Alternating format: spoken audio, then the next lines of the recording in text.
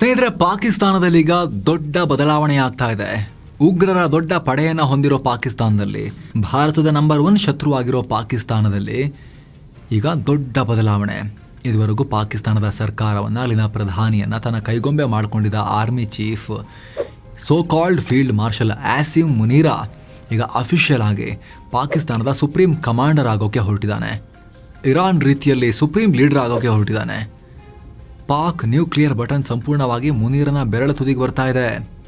Clear ಆಗಿ ಹೇಳಬೇಕು ಅಂದರೆ, ಅಧಿಕೃತವಾಗಿ ಈತ ಪಾಕಿಸ್ತಾನದ ಹೊಸ ಡಿಕ್ಟೇಟರ್ ಆಗಿದ್ದಾನೆ, ಅಫಿಷಿಯಲಿ ಆಗ್ತಾ ಇದ್ದಾನೆ. ಈಗ ಇಲ್ಲಿನ ಕಾನೂನನ್ನೇ ಸಂಪೂರ್ಣವಾಗಿ ಬದಲಾಯಿಸೋ ಲೆವೆಲ್ಗೆ ಪಾಕ್ ಸೇನೆ ಇಳಿದಿದೆ. ಇದರಿಂದ ಭಾರತಕ್ಕೆ ಏನ್ ಚಾಲೆಂಜ್, ಎಲ್ಲವನ್ನ ಡೀಟೇಲ್ ಆಗಿ ನೋಡ್ತಾ ಹೋಗೋಣ ಸ್ನೇಹಿತರೆ. ಕಡೆ ತನಕ ಮಿಸ್ ಮಾಡದೆ ನೋಡಿ. ನೀವು ನೋಡ್ತಾ ಇದ್ದೀರಾ ಮಸ್ತ್ ಮಗ ಚಾನಲ್, ನಾನು ಅಮರ್ ಪ್ರಸಾದ್. ಮುನೀರನ ಕೈಗೆ ನ್ಯೂಕ್ಲಿಯರ್.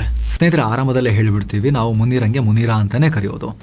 ಯಾವುದೇ ರಾಷ್ಟ್ರದ ಸಾಂವಿಧಾನಿಕ ಮುಖ್ಯಸ್ಥರುಗಳಿಗೆ, ಉನ್ನತ ಸ್ಥಾನದಲ್ಲಿರೋರಿಗೆ, ಅಥವಾ ವಯಸ್ಸಲ್ಲಿ ನಮಗಿಂತ ಇಷ್ಟು ಚಿಕ್ಕವರು ದೊಡ್ಡವರಾದರೂ ಕೂಡ ನಾವು ಅವರಿಗೆ ಗೌರವದಿಂದಲೇ ಕರಿತೀವಿ. ಆದರೆ ಸಮಾಜಘಾತುಕ ಶಕ್ತಿಗಳು, ಉಗ್ರರು, ಘೋಷಿತ ಅಪರಾಧಿಗಳನ್ನು ನಾವು ಏಕವಚನದಲ್ಲಿ ಕರಿತೀವಿ. ಅವ್ರಿಗೆ ಮರ್ಯಾದೆ ಕೊಡೋದ್ರಲ್ಲಿ ಅರ್ಥ ಇಲ್ಲ ಅಂಥೇಳಿ. ಮುನೀರಾ ಏನು? ಮುನೀರಾ ಒಬ್ಬ ಯೂನಿಫಾರ್ಮ್ಡ್ ಉಗ್ರ. ಈತ ಪಹಲ್ಗಾಮ್ ದಾಳಿಗೂ ಮುನ್ನ ಆತ ಮಾಡಿರೋ ಒಂದು ಸ್ಪೀಚ್ ಕೇಳ್ಕೊಂಡ್ರೆ ಸಾಕು, ಈತ ಯೂನಿಫಾರ್ಮ್ ಹಾಕೊಂಡಿರೋಕೆ ಲಾಯಕ್ಕಿಲ್ಲ ಅನ್ನೋದು ಯಾರಿಗಾದರೂ ಅರ್ಥ ಆಗುತ್ತೆ. ಧರ್ಮದ ಆಧಾರದಲ್ಲಿ ನಾವು ಬೇರೆ ನೀವು ಬೇರೆ ಅಂತ ಹೇಳಿ ಮಾತಾಡಿದಂಥ ಧೂರ್ತ ಮೂರ್ಖ ಈತ. ಹಾಗಾಗಿ ಆತನಿಗೆ ನಾವು ಮುನೀರಾ ಅಂತಲೇ ಕರೆಯೋದು. ಪಾಕಿಸ್ತಾನದಲ್ಲಿ ಮೊದಲಿಂದಲೂ ಮಿಲಿಟರಿಯದ್ದೇ ಪವರ್, ನಿಮಗೆಲ್ಲ ಗೊತ್ತೇ ಇದೆ. ಅಲ್ಲಿ ಮಿಲಿಟರಿ ಹೇಳ್ದಂಗೆ ಸರ್ಕಾರ ನಡೆಯುತ್ತೆ. ಪ್ರಧಾನಿ ಸರ್ಕಾರ ಎಲ್ಲ ಆಟಕ್ಕುಂಟು ಲೆಕ್ಕಕ್ಕಿಲ್ಲ. ಆವಾಗ ಡಿಕ್ಟೇಟರ್ಗಳು ನೇರವಾಗಿ ಬಂದು ಅಧಿಕಾರವನ್ನು ಕೈಗೂ ತಗೊಳ್ತಾರೆ. ಅಸಾಂವಿಧಾನಿಕವಾಗಿ ಸರ್ಕಾರಗಳನ್ನು ಬೀಳಿಸ್ಬಿಟ್ಟು ಅವ್ರು ಕೈಗೆ ತಗೊಳ್ತಾರೆ ಸರ್ಕಾರ. ಈ ಥರದ್ದೆಲ್ಲ ಆಗಿದೆ ಪಾಕಿಸ್ತಾನದಲ್ಲಿ. ಆದರೆ ಇವಾಗ ಏನಾಗ್ತಿದೆ ಅಂದರೆ, ಸಂವಿಧಾನಬದ್ಧ ಮಿಲಿಟರಿ ಡಿಕ್ಟೇಟರ್ಶಿಪ್ ಆಗ್ತಾ ಇದೆ. ಇದು ಪಾಕಿಸ್ತಾನ ತನ್ನ ಸಂವಿಧಾನಕ್ಕೆ 27ನೇ ತಿದ್ದುಪಡಿ ತರ್ತಾ ಇದೆ. ಇಡೀ ದೇಶದ ಸಂಪೂರ್ಣ ಅಸ್ತಿತ್ವವನ್ನೇ ಬದಲಾಯಿಸೋ ದೊಡ್ಡ ಅಮೆಂಡ್ಮೆಂಟ್ ತರ್ತಾ ಇದೆ. ಇದರ ಪ್ರಕಾರ ಪಾಕಿಸ್ತಾನ ನ್ಯಾಷನಲ್ ಸ್ಟ್ರಾಟಜಿಕ್ ಕಮಾಂಡ್, ಅಂದ್ರೆ ಶಾರ್ಟ್ ಆಗಿ NSC ಅನ್ನೋ ಹೊಸ ವ್ಯವಸ್ಥೆಯನ್ನ ಹುಟ್ಟು ಹಾಕ್ತಾ ಇದೆ. ಈ NSC ನಲ್ಲಿ ಕೆಲಸ ಏನ್ ಗೊತ್ತಾ? ಪಾಕಿಸ್ತಾನದ ಬಳಿ ಇರೋ ಅಷ್ಟು ಪರಮಾಣು ಅಸ್ತ್ರಗಳು, ನ್ಯೂಕ್ಲಿಯರ್ ಮಿಸೈಲ್ಗಳು, ಸ್ಟ್ರಾಟಜಿಕ್ ಶಸ್ತ್ರಗಳನ್ನ ಕಂಟ್ರೋಲ್ ಮಾಡೋದು. ಇದುವರೆಗೂ ಪಾಕಿಸ್ತಾನದಲ್ಲಿ ಒಂಥರ ಸಿವಿಲಿಯನ್ ಅಥಾರಿಟಿ ಇತ್ತು, ನ್ಯಾಷನಲ್ ಕಮಾಂಡ್ ಅಥಾರಿಟಿ ಅನ್ನೋ ಒಂದು ವ್ಯವಸ್ಥೆ ಇತ್ತು. ಈ NCAನ ಚೇರ್ಮನ್ ಪಾಕಿಸ್ತಾನದ ಪ್ರಧಾನಮಂತ್ರಿ ಆಗಿರ್ತಾ ಇದ್ರು. ಅಂದರೆ ಸಿವಿಲಿಯನ್ ಗೌರ್ಮೆಂಟ್, ಜನರ ಕೈಯಲ್ಲಿತ್ತು ಇದರ ಪವರ್.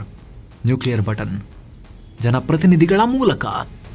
ಅದ್ರಿಗೆ 27ನೇ ತಿದ್ದುಪಡಿ ಪಾಸ್ ಆದರೆ ನ್ಯಾಷನಲ್ ಸ್ಟ್ರಾಟಜಿಕ್ ಕಮಾಂಡ್ ಬರುತ್ತಲ್ಲ, NSC, ಇದರ ಪೂರ್ತಿ ಅಧಿಕಾರ ಮಿಲಿಟರಿಯ ಯೂನಿಫೈಡ್ ಕಮಾಂಡ್ ಕೈಗೆ ಹೋಗುತ್ತೆ. ಈ ಕಮಾಂಡ್ ನ ಸುಪ್ರೀಂ ಲೀಡರ್ ಆಗಿ ಫೀಲ್ಡ್ ಮಾರ್ಷಲ್ ಆಸಿಮ್ ಮುನೀರನನ್ನ ನೇಮಕ ಮಾಡ್ತಿದ್ದಾರೆ. ಇದೇ ಈಗ ಭಾರತ ಮತ್ತು ಇಡೀ ಜಗತ್ತು ತುಂಬಾ ಗಮನ ಕೊಟ್ಟು ಮಾನಿಟರ್ ಮಾಡ್ತಿರೋ ವಿಚಾರವಾಗಿದೆ. ಈ ಹೊಸ ಕಾನೂನು ಸ್ನೇಹಿತರೆ ಒಂದು ಸ್ಪಷ್ಟವಾಗಿ ಒಂದು ವಿಚಾರವನ್ನು ಹೇಳುತ್ತೆ. ಅದೇನು ಅಂದ್ರೆ, ನ್ಯೂಕ್ಲಿಯರ್ ವಿಚಾರದಲ್ಲಿ ಈಗ ಪ್ರಧಾನಮಂತ್ರಿ ಡಿಸಿಷನ್ ಮಾಡಲ್ಲ. ಜಸ್ಟ್ ಅವ್ರಿಗೆ ಹೆಂಗ್ ಮಾಡ್ತಿದೀವಿ ಅಂತೇಳಿ ಇನ್ಫಾರ್ಮೇಶನ್ ಅಷ್ಟೇ PM ಕೊಡ್ಲಾಗತ್ತೆ. ಆಪರೇಷನಲ್ ಕಂಟ್ರೋಲ್ ಅಂದ್ರೆ ಬಾಂಬ್ ಯಾವಾಗ, ಎಲ್ಲಿ, ಹೇಗೆ ಬೀಳಬೇಕು, ಇದರ ಪೂರ್ತಿ ಅಧಿಕಾರ ಮುನೀರನ ಕೈಗೆ ಹೋಗುತ್ತೆ. ಇಲ್ಲಿ ತನಕ ಎಲ್ಲ ಪವರ್ ಮುನೀರನ ಕೈಯಲ್ಲೇ ಇದ್ರೂ ಕೂಡ ಇಂಪಾರ್ಟೆಂಟ್ ಆಗಿರೋ ಮತ್ತು ಡೇಂಜರಸ್ ಆಗಿರೋ ನ್ಯೂಕ್ಲಿಯರ್ ಬಟನ್ ಸರ್ಕಾರದ ಕೈಯಲ್ಲಿತ್ತು. ಆದ್ರೆ ಈಗ ಅದು ಕೂಡ ಮುನೀರನ ಕೈಗೆ. ಇನ್ಮೇಲೆ ಮುನೀರನನ್ನ ಹಿಡಿಯೋಕೆ ಪಾಕಿಸ್ತಾನದಲ್ಲಿ ಯಾವ ಕಾನೂನು ಉಳಿದಿಲ್ಲ. ಸೊ ಇದರ ಪರಿಣಾಮ ಏನಾಗುತ್ತೆ? ಯಾವ ದೇಶದಲ್ಲಿ ನ್ಯೂಕ್ಲಿಯರ್ ಅಸ್ತ್ರ ಸಂಪೂರ್ಣವಾಗಿ ಮಿಲಿಟರಿ ಕೈಗೆ ಸಿಗುತ್ತೋ, ನಾಗರಿಕ ಸರ್ಕಾರದ ಅನುಮತಿಗೆ ಅವರು ಕಾಯಬೇಕಾಗಿಲ್ವೋ, ಆ ದೇಶ ಅಫಿಷಿಯಲಿ ಮಿಲಿಟರಿ ಸರ್ವಾಧಿಕಾರತ್ವದ ಕಪಿಮುಷ್ಟಿಗೆ ಸಿಲುಕಿದೆ ಅನ್ನೋದು ಕ್ಲಿಯರ್ ಕಟ್. ಅದು ಇಲ್ಲಿ ಸ್ನೇಹಿತರೆ, ಪಾಕಿಸ್ತಾನದಲ್ಲಿ ಇವಾಗ army, navy, air force, rocket force ಮತ್ತು ಸ್ಟ್ರಾಟಜಿಕ್ ಕಮಾಂಡ್, ನ್ಯೂಕ್ಲಿಯರ್ ಅಸ್ತ್ರಗಳದ್ದು ಎಲ್ಲವನ್ನು ಸೇರಿಸಿ ಜಾಯಿಂಟ್ ಆಪರೇಷನಲ್ ಕಮಾಂಡ್ ಮಾಡ್ತಿದ್ದಾರೆ. ಕೇವಲ ಇದಷ್ಟೇ ಅಲ್ಲ, ಸರ್ವಾಧಿಕಾರಿಯಾಗಿ ಮುನೀರ್ ತನ್ನ ಪವರ್ ಹೆಚ್ಚಿಸಿಕೊಳ್ಳೋಕೆ ಎಲ್ಲ ತಯಾರಿಯನ್ನು ಶುರು ಮಾಡಿ ಆಗಿದೆ. ಕಳೆದ 15 ತಿಂಗಳುಗಳಿಂದ ಪಾಕ್ ಆರ್ಮಿಯ ಹಿರಿಯ ಅಧಿಕಾರಿಗಳ ಪ್ರಮೋಷನ್ ಅನ್ನೇ ತಡೆ ಹಿಡಿಯಲಾಗಿದೆ. 2024ರಿಂದ ಪಾಕ್ ಆರ್ಮಿಯ ರುಟೀನ್ ಫಾರ್ಮೇಷನ್ ಕಮಾಂಡರ್ಸ್ ಕಾನ್ಫರೆನ್ಸ್ ನಿಂತೇ ಹೋಗಿದೆ. ಮೊದಲೆಲ್ಲ ಪಾಕಿಸ್ತಾನದಲ್ಲಿ ಕೋರ್ ಕಮಾಂಡರ್ ಸಿಕ್ಕಾಪಟ್ಟೆ ಪವರ್ಫುಲ್ ಇದ್ರು. ಆದರೆ ಈಗ ಎಲ್ಲ ಪವರ್ ಕಿತ್ಕೊಂಡು ನೇರವಾಗಿ ಚೀಫ್ ಆಫ್ ಡಿಫೆನ್ಸ್ ಫೋರ್ಸಸ್ ಅಂದ್ರೆ ಆಸಿಮ್ ಮುನೀರನ ಆಫೀಸ್ಗೆ ಶಿಫ್ಟ್ ಮಾಡಲಾಗಿದೆ. ಅಂದ್ರೆ ಇಡೀ ಸೇನೆಯಲ್ಲಿ ಬೇರೆ ಯಾವ ಕಮಾಂಡರ್ ಕೂಡ ಮುನೀರ್ ಮುಂದೆ ಉಸಿರುತ್ತೋ ಹಾಗಿಲ್ಲ. ಹಾಗಂತವೆಲ್ಲ ಪಾಕಿಸ್ತಾನದ ಸ್ವಂತ ಬುದ್ಧಿಯಿಂದ ಆಗ್ತಾ ಇದೆಯಾ? ಪಾಕಿಸ್ತಾನ ಈ ಲೆವೆಲ್ನ ರಿಸ್ಕ್ ತಗೋತಾ ಇರೋದ್ರ ಹಿಂದೆ ಚೈನಾ ಇರೋ ಅನುಮಾನ ಇದೆ. ಇಲ್ಲಿ ರಿಪೋರ್ಟ್ಸ್ ಪ್ರಕಾರ ಪಾಕಿಸ್ತಾನ ಈಗ ಸ್ಥಾಪನೆ ಮಾಡ್ತಿರೋ ನ್ಯಾಷನಲ್ ಸ್ಟ್ರಾಟಜಿಕ್ ಕಮಾಂಡ್ ಎಕ್ಸಾಕ್ಟ್ ಆಗಿ ಚೈನಾದ ಪೀಪಲ್ಸ್ ಲಿಬರೇಷನ್ ಆರ್ಮಿಯ ರಾಕೆಟ್ ಫೋರ್ಸ್ನ ಕಾಪಿ ತರ ಇದೆ. ಚೀನಾದಲ್ಲಿ ನ್ಯೂಕ್ಲಿಯರ್ ಅಸ್ತ್ರಗಳನ್ನ ಹೇಗೆ ಒಂದೇ ಕಮಾಂಡ್ ಅಡಿಯಲ್ಲಿ ಮ್ಯಾನೇಜ್ ಮಾಡಲಾಗುತ್ತೋ ಅದೇ ಮಾಡೆಲ್ ಅನ್ನ ಪಾಕಿಸ್ತಾನದಲ್ಲಿ ಇಂಪ್ಲಿಮೆಂಟ್ ಮಾಡಲಾಗ್ತಿದೆ. ಇಲ್ಲಿ ಚೀನಾ ಪಾಕಿಸ್ತಾನಕ್ಕೆ ಕೇವಲ ಐಡಿಯಾ ಕೊಡ್ತಾ ಇಲ್ಲ, ಭಾರತದ ವೆಸ್ಟರ್ನ್ ಬಾರ್ಡರ್ನಲ್ಲಿ, ಪಶ್ಚಿಮ ಗಡಿಯಲ್ಲಿ, ಆದರೆ ಪಾಕಿಸ್ತಾನದ ಪೂರ್ವ ಬಾರ್ಡರ್ನಲ್ಲಿ ಭಾರತವನ್ನು ಕಟ್ಟಿ ಹಾಕೋಕೆ ಚೀನಾ ಪಾಕಿಸ್ತಾನವನ್ನು ದಾಳವಾಗಿ ಬಳಸ್ತಾ ಇದೆ. ಮುಂದೆ ಭಾರತದೊಂದಿಗೆ ಯುದ್ಧ ಸಿಚುವೇಶನ್ ಬಂತು ಅಂದರೆ ಪಾಕಿಸ್ತಾನ ಕೇವಲ ಟ್ಯಾಕ್ಟಿಕಲ್ ಎಕ್ಸಿಕ್ಯೂಟರ್ ಆಗಿರುತ್ತೆ, ಆದರೆ ದಾಳಿ ಮಾಡೋದು ಪಾಕಿಸ್ತಾನ. ಅಂಥದ್ರಲ್ಲಿ ಪಾಕ್ ಮೇಲೆ ಜನರಿಂದ ಆಯ್ಕೆಯಾಗಿ ಬಂದಿರೋ ಸರ್ಕಾರದ ಕಂಟ್ರೋಲೇ ತಪ್ಪಿ ಹೋಗ್ಬಿಟ್ರೆ ಚೀನಾ ಪಾಕ್ ಅನ್ನ ಇನ್ನಷ್ಟು ದೊಡ್ಡ ಮಟ್ಟದಲ್ಲಿ ತನಗೆ ಬೇಕಾದ ಹಾಗೆ ಬಳಸಿಕೊಳ್ಳೋ ಅಪಾಯ ಇರುತ್ತೆ. ಇದು ಭಾರತಕ್ಕೆ ಟೂ ಫ್ರಂಟ್ ವಾರ್ ಸಿಚುವೇಶನ್ಗೆ ಮಾಡಿಕೊಳ್ಳಬೇಕಾದ ತಯಾರಿಯ ಮಟ್ಟವನ್ನ ಇನ್ನಷ್ಟು ಜಾಸ್ತಿ ಮಾಡ್ತಾ ಇದೆ. ಈಗ ಭಾರತಕ್ಕಿರೋ ಚಾಲೆಂಜಸ್ ಏನಿಲ್ಲಿ? ಮುನೀರಾ ಒಬ್ಬ ಉಗ್ರವಾದಿ ಧೋರಣೆಯ ಯೂನಿಫಾರ್ಮ್ಡ್ ಉಗ್ರ ಈತ. ತನ್ನದೇ ದೇಶದ ನಾಗರಿಕರ ಮೇಲೆ ಬಾಂಬ್ ಹಾಕಿದ್ರು ಪರವಾಗಿಲ್ಲ, ಅಫ್ಘಾನಿಸ್ತಾನದ ತಾಲಿಬಾನಿಗಳ ಮೇಲೆ ಬಾಂಬ್ ಹಾಕಿದ್ರು ಪರವಾಗಿಲ್ಲ, ಕಾಶ್ಮೀರ ವಿಚಾರದಲ್ಲಿ ಮಾತ್ರ ಧರ್ಮಾಧಾರದಲ್ಲಿ ಆಗಿರೋ ರಾಷ್ಟ್ರ, ನಾವು ಬೇರೆ ನೀವು ಬೇರೆ, ಹಿಂದೂ ಬೇರೆ ಮುಸ್ಲಿಂ ಬೇರೆ, ಕಾಶ್ಮೀರ ನಮ್ಮ ಕುತ್ತಿಗೆ ನರ ಅಂತ ಬೊಬ್ಬೆ ಹೊಡೆಯೋ ದೂರ್ತಾ ಈತ. ಆಲ್ರೆಡಿ ಅಲ್ಲಿರೋ ಸಿವಿಲಿಯನ್ ಸರ್ಕಾರವೇ, ಜನರಿಂದ ಆಯ್ಕೆಯಾಗಿರೋ ಸರ್ಕಾರವೇ ಬಾಯಿ ತೆಗೆದ್ರೆ ನ್ಯೂಕ್ಲಿಯರ್ ಅಂತ ಹೇಳಿ ಬೊಬ್ಬೆ ಹಾಕುತ್ತೆ, ಬಾಯಿ ಬಿಡುತ್ತೆ. ಆದರೂ ಕೂಡ ಜನರಿಂದ ಆಯ್ಕೆಯಾಗಿರೋರು ಅದನ್ನು ಬಳಸೋ ವಿಚಾರದಲ್ಲಿ 1000 ಸಲ ಯೋಚನೆ ಮಾಡ್ತಾರೆ, ಅಲ್ಲದೆ ಅಂತಾರಾಷ್ಟ್ರೀಯ ಒತ್ತಡಕ್ಕೂ ಹೆದರ್ತಾರೆ. ಆದರೆ ಜನರಿಂದ ವೋಟ್ ಕೇಳೋ ಯಾವುದೇ ಅನಿವಾರ್ಯತೆನೇ ಇಲ್ದಿರೋ, ಜನರಿಗೆ ಉತ್ತರದಾಯಿನೇ ಅಲ್ಲದೆ ಇರೋ ಒಬ್ಬ ಯೂನಿಫಾರ್ಮ್ ಹಾಕಿರೋ ಡಿಕ್ಟೇಟರ್ಗೆ ಆತನ ಕೈಗೆ ಬಟನ್ ಬಂದರೆ ಎಲ್ಲವೂ ಆತನ ಮಾನಸಿಕ ಸ್ವಾಸ್ಥ್ಯದ ಮೇಲೆ ಡಿಪೆಂಡ್ ಆಗುತ್ತೆ. ಈತನ ಮಾನಸಿಕ ಸ್ವಾಸ್ಥ್ಯ ಸರಿ ಇಲ್ಲ ಅನ್ನೋದು ಈತನ ಲಾಸ್ಟ್ ಫ್ಯೂ ಸ್ಪೀಚಸ್ ತೆಗೆದು ನೋಡ್ರೆ ನಿಮಗೆ ಕ್ಲಿಯರ್ ಆಗಿ ಗೊತ್ತಾಗುತ್ತೆ. ಅಮೆರಿಕಾಗೆ ಹೋಗಿ ಭಾಷಣ ಕೊಟ್ಟು ಈತ ಪಾಕಿಸ್ತಾನ ಜಲ್ಲಿ ತುಂಬಿರೋ ಟ್ರಕ್ಕು, ಭಾರತ ಶೈನಿಂಗ್ ಮರ್ಸಿಡೀಸು, ಡಿಕ್ಕಿ ಹೊಡೆದ್ರೆ ಯಾರಿಗೆ ಡ್ಯಾಮೇಜು ಅಂತ ಕೇಳಿರುವಂತಹ ಮೂರ್ಖ ಶಿಖಾಮಣಿ ಈತ. ಹಾಗಿರ್ಬೇಕಾದ್ರೆ ಯುದ್ಧದಂತಹ ಸನ್ನಿವೇಶದಲ್ಲಿ ಬುಡಕ್ಕೆ ಬೆಂಕಿ ಬಿತ್ತು ಅಂತ ಹೇಳಿದ್ರೆ ಈತ ಬಟನ್ ಟಚ್ ಮಾಡಲ್ವಾ? ಇವನಿಗೆ ಅಷ್ಟೊಂದು ಮಾನಸಿಕ ಸ್ಥಿಮಿತ ಇದೆಯಾ ಅನ್ನೋ ಪ್ರಶ್ನೆಯನ್ನ ಕೇಳಬೇಕಲ್ವಾ ಈಗ?